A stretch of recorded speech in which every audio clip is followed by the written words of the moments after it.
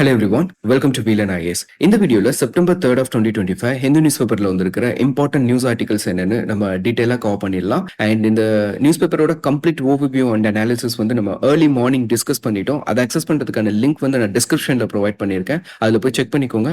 And இந்த வீடியோவோட PDF document உங்களுக்கு வேணும் அப்படின்னா இதை நாங்கள் டெலிகிராம் சேனலில் ப்ரொவைட் பண்ணுறோம். ஸோ அதை அக்சஸ் பண்ணுறதுக்கான லிங்க்கும் நான் டிஸ்கிரிப்ஷனில் தான் கொடுத்துருக்கேன். அதில் போய் செக் பண்ணி இந்த டாக்குமெண்ட்டையும் நீங்கள் ஃப்ரீ ஆக்சஸ் பண்ணிக்கலாம். ஸோ இன்னைக்கு நம்ம பார்க்க போகிறது ரெண்டு நியூஸ் ஆர்டிகல் தான், இம்பார்ட்டன்ட் நியூஸ் ஆர்டிகல். ரெண்டுமே எடிட்டோரியல் பேஜ்ல வந்திருக்கிற ஆர்டிகல். அதுல ஃபர்ஸ்ட் பார்க்க போறது லீட் ஆர்டிகல். இதுல என்ன டைட்டில் கொடுத்திருக்காங்கன்னா, India needs more women judges in the supreme court அப்படின்னு டைட்டில் கொடுத்திருக்காங்க. சோ இந்த என்டையர் ஆர்டிகிளும் நம்மளோட ஜுடிஷியரியில, எஸ்பெஷல் ஹையர் ஜுடிஷியரியில, சுப்ரீம் கோர்ட்ல விமென் ஜட்ஜஸோட நம்பர் வந்து ரொம்ப கம்மியா இருக்கு. அதுக்கான டேட்டா கொடுத்திருக்காங்க, என்னென்ன பிரச்சனை இருக்கு அப்படின்றத தெளிவா பேசியிருக்காங்க. இந்த ஆர்டிகிள் உங்களுக்கு புரியணும்னா ஃபர்ஸ்ட் நமக்கு சில பேசிக்ஸ் வந்து தெரியணும். அதாவது சுப்ரீம் கோர்ட்ல ஜட்ஜஸ் வந்து எப்படி அப்பாயிண்ட் பண்றாங்க அப்படின்றது தெரியணும். சோ இந்த அப்பாயின்மெண்ட் பத்தி நம்ம மல்டிபிள் ஆர்டிகல்ல வந்து நம்ம டிஸ்கஸ் பண்ணியிருக்கோம். பட் இருந்தாலுமே இங்க ஒரு தடவை உங்களுக்கு ரிவிஷன் மாதிரி சொல்றேன். ஒரு ஜட்ஜை வந்து சுப்ரீம் கோர்ட்டுக்கு அப்பாயிண்ட் பண்ணணும் அப்படின்னா சர்டன் குவாலிஃபிகேஷன்ஸ் இருக்கு. அந்த குவாலிஃபிகேஷன்ஸ் மட்டும் பத்தாது.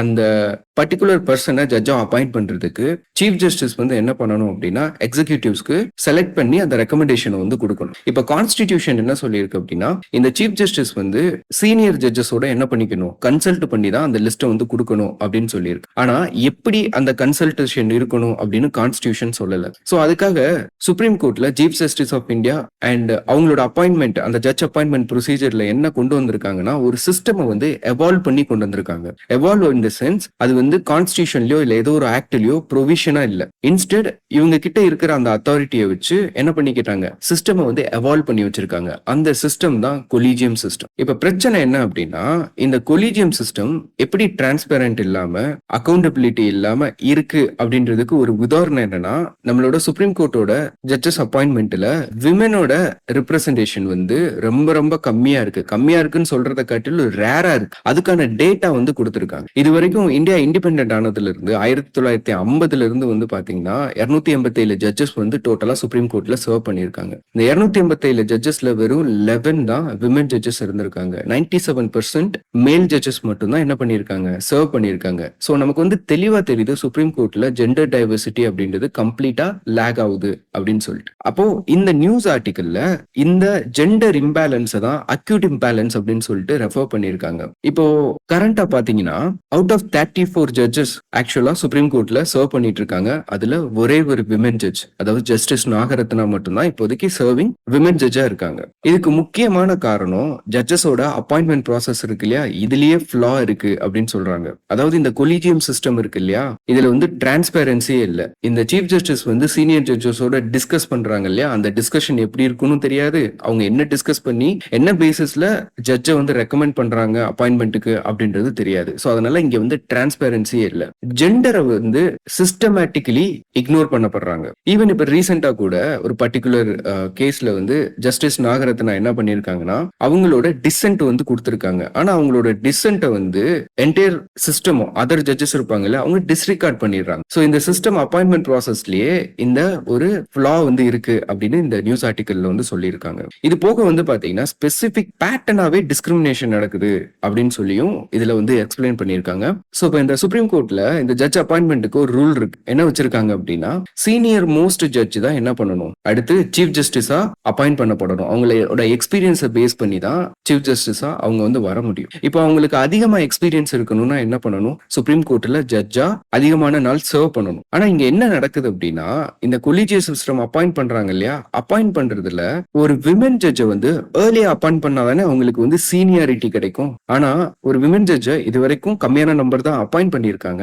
ஆனா அவங்களை அப்பாயிண்ட் பண்றதும் அவங்களோட ரிட்டையர்மெண்ட் காலத்துக்கு கிட்டக்க வர்றப்பதான் என்ன பண்றாங்க, அப்பாயிண்ட் பண்றாங்க. ஃபார் எக்ஸாம்பிள் இப்போ ஜஸ்டிஸ் நாகரத்னா மேம் எடுத்துட்டீங்க அப்படின்னா, சோ அவங்க வந்து 2026-7 வந்து சிஜேயா வர்றதுக்கு சீனியாரிட்டி படி வருவாங்க. ஆனா அவங்க வெறும் 36 டேஸோ என்னமோ தான் சர்வ் பண்ண முடியும். அப்ப இது வந்து பாத்தீங்கன்னா சிஸ்டமிக்காவே இந்த ஸ்பெசிபிக்காவே என்ன பண்றாங்க, அப்பாயின்மெண்ட்ல அவங்கள லேட்டர் ஏஜ்ல தான் என்ன பண்றாங்க, அப்பாயின்மெண்ட் வந்து நடக்குது. இது வந்து அவங்களோட சீனியாரிட்டியை வந்து அண்டர்மைன் பண்ணும். அண்ட் இது வந்து சுப்ரீம் கோர்ட்டோட ஓன் ஸ்டான்ஸுக்கே கண்ட்ராடிக்ஷன் ஆகுது. அதாவது பார் கவுன்சில் இருக்கு பாத்தீங்களா, பார் அசோசியேஷன். அதுல வந்து 30% உமன் ரெப்ரசன்டேஷன் இருக்கணும் அப்படின்னு சொல்லி மேண்டேட் பண்ணியிருக்காங்க சுப்ரீம் கோர்ட். ஆனா சுப்ரீம் கோர்ட்ல உமன் ரெப்ரசன்டேஷனை வந்து மேண்டேட் பண்ணல. இதை வந்து அவங்க ப்ராப்பரா ஃபாலோ பண்றது கிடையாது. அப்போ இதுல இருந்து நமக்கு என்ன தெரியுதுன்னா, டெஃபினட்டா இந்த ஜுடிஷியல் அப்பாயின்மெண்ட் ப்ராசஸ்ல டெமோக்ரஸி வந்து டெபிசிஸ்டா இருக்கு அப்படின்னு சொல்லிட்டு ஆத்தர் வந்து ஐடென்டிஃபை பண்ணியிருக்காங்க. இங்க வந்து நம்ம என்ன பண்ணணும்னா, இந்த கொலிஜியம் சிஸ்டமோட லெஜிட்டிமேசியை வந்து நம்ம கொஸ்டின் பண்ண வேண்டியதா இருக்கு. சிஸ்டமிக் பயாஸை வந்து என்ன பண்றாங்க, உள்ள கொண்டு வந்திருக்காங்க. கொலிஜியம்க்கு வந்து அக்கௌண்டபிலிட்டி கிடையாது. ஒரு கட்டத்துல வந்து பாத்தீங்கன்னா 2021ல ஒரே இன்ஸ்டான்ஸ்ல 3 விமென் ஜட்ஜ் வந்து அப்பாயிண்ட் பண்ணாங்க. இது வந்து ஒரு ரிமார்க்கபிளான ஒரு சேஞ்சா இருந்தாலுமே இது வெறும் சிம்பாலிசமா தான் இருக்கு. ஆக்சுவல் சப்ஸ்டன்ஸ் கிடையாது. ஆக்சுவல் ரிஃபார்ம் வந்து அப்பாயின்மெண்ட் ப்ராசஸ்ல கொண்டு வரல அப்படின்ற மாதிரி சொல்லியிருக்கு. ஸோ நம்ம எக்ஸாமுக்கு நீங்க என்ன தெரியணும் அப்படின்னா உங்களுக்கு, ஸோ இது வந்து கான்ட்ரவர்சியாவும் பார்க்கலாம், இல்ல நம்மளோட பாலிட்டியில ஸ்ட்ரக்சரல் ரிஃபார்மாவும் பார்க்கலாம். ஸோ எதுக்கும் நம்ம வந்து என்ன பண்ணணும், இதுல வந்து அண்டர்ஸ்டாண்டிங் வந்து கிளாரிட்டியா வச்சுக்கணும். ஜெண்டர் டைவர்சிட்டி வந்து என்ன இருக்கு, டிஸ்பேர் ஆயிருக்கு. இது வந்து உங்களுக்கு கண்டிப்பா தெரிஞ்சிருக்கணும். Okay, so that's all about this news article. And next news article வந்து பாத்தீங்கன்னா, the supreme court to the soldiers rescue அப்படின்னு சொல்லி கொடுத்திருக்காங்க. ஆக்சுவலா இந்த நியூஸ் ஆர்டிகளோட கண்டெக்ஸ்ட் என்னன்னு பாத்தீங்கன்னா, இப்போ ஒரு சோல்ஜர் வந்து செலக்ட் ஆகுறாருன்னு வச்சுக்கோங்க, ஆர்மிக்கோ ஏர்போர்ட்ஸுக்கோ, அவங்களுக்கு வந்து ட்ரைனிங் கொடுப்பாங்க இல்லையா, அந்த ட்ரைனிங்ல நிறைய சோல்ஜர்ஸ்க்கு வந்து இன்ஜூர் ஆயிடும். அவங்க வந்து ஆக்சுவல் பேட்டில் போய் சண்டை போட்டு இன்ஜூர் ஆகணும்னு அவசியம் இல்லை. ட்ரைனிங்லேயே இன்ஜூர் ஆகிறதுக்கு வாய்ப்புகள் அதிகமா இருக்கு. அப்படி ட்ரைனிங்ல இருந்து இன்ஜூர் ஆயிட்டாங்க அப்படின்னா அவங்க அவ்வளவுதான், சர்வீஸ்ல இருந்து அவங்கள வெளியே அனுப்பிடுவாங்க. அப்படி வெளியே அனுப்பிட்டாங்க அப்படின்னா அவங்களுக்கு தேவையான சப்போர்ட் கொடுக்கணும் இல்லையா, அதாவது பினான்சியல் சப்போர்ட்டும் கொடுக்கணும், மெடிக்கல் சப்போர்ட்டும் கொடுக்கணும். ஆனா ஆக்சுவலா கவர்மெண்ட் வந்து இந்த 2 சப்போர்ட்டும் கொடுக்கறது கிடையாது. இப்ப ரீசெண்டா சுப்ரீம் கோர்ட் என்ன பண்ணிருக்காங்கன்னா, மீடியால வந்து ஒரு ரிப்போர்ட்டை பேஸ் பண்ணி என்ன பண்ணிருக்காங்கன்னா, சுயோமோட்டோவா தன்னிச்சையா இதை வந்து ஒரு இஷ்யூவா எடுத்திருக்காங்க. அதை பேஸ் பண்ணி வந்திருக்கிற ஆர்டிகல் தான். இப்ப எதுக்காக கவர்மெண்ட் வந்து ட்ரைனிங்ல அடிபட்டு போற சோல்ஜர்ஸ்க்கு வந்து ரெஸ்பாண்ட் பண்ண மாட்டாங்க, எஃபர்ட் எடுத்து அவங்களுக்கு ஹெல்ப் பண்ண மாட்டாங்க அப்படின்னா, ஏன்னா நம்ம வந்து பியூரோக்ரஸியை தான் என்ன பண்ணிட்டு இருக்கோம், கடைபிடிச்சிட்டு இருக்கோம். So bureaucracy is known for it's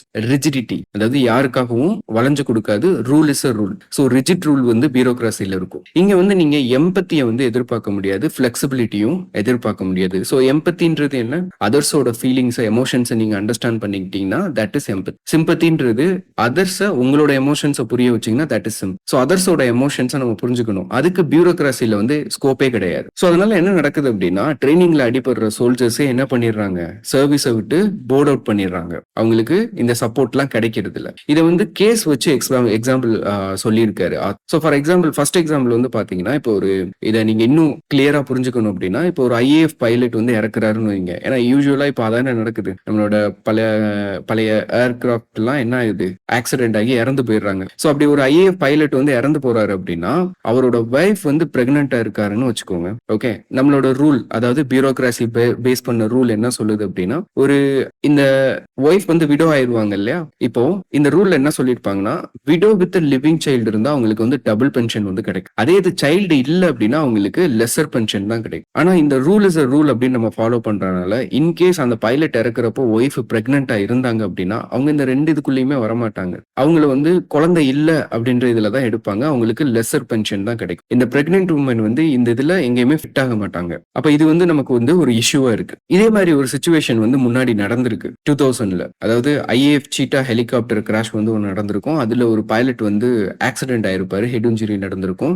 so அவருக்கு வந்து சர்வீஸை வந்து வெளியே அனுப்பாம சர்வீஸ் எக்ஸ்டென்ஷன் வந்து கொடுத்திருப்பாங்க. ஸோ எதனால அவருக்கு சர்வீஸ் எக்ஸ்டென்ஷன் வந்து கொடுத்திருப்பாங்க அப்படின்னு பாத்தீங்கன்னா, அவர் வந்து கவர்னர் கிட்ட கான்டாக்ட் இருப்பாரு. ஏன்னா அவரு ஒரு எக்ஸ் ஆர்மி ஸ்டாஃபா தான் இருந்திருப்பாரு. அவர் வந்து கவர்னரா சர்வ் பண்ணிட்டு இருப்பாரு, ஷேகர் தத் அப்படின்றவர். அவர் வந்து டைரக்டா டிஃபென்ஸ் மினிஸ்டர் கிட்ட பர்சனலா கான்டாக்ட் பண்ணி அந்த பர்டிகுலர் பர்சனுக்கு என்ன பண்ணுவாருன்னா சர்வீஸ் எக்ஸ்டென்ஷன் வந்து வாங்கி கொடுப்பாரு. ஸோ அப்ப அதுக்கு வந்து வழி இருக்கு. ஆனா இங்க என்ன பிரச்சனை அப்படின்னா, இந்த மாதிரி கவர்னரோட கான்டாக்டோ இல்ல அத்தாரிட்டியோட கான்டாக்டோ இருக்கிற பர்சனால தான் இந்த மாதிரி சர்வீஸ் எக்ஸ்டென்ஷன் பண்ண முடியுமா, அவங்களுக்கு வந்து ஹெல்ப் வந்து கிடைக்குமா அப்படின்ற பெர்ஸ்பெக்டிவ்ல ஆத்தர் வந்து கொஸ்டின் பண்ணியிருக்காரு. ஸோ இந்த ஹெல்ப் கிடைக்கிறது வந்து it should not be based on luck, contact are special interventions.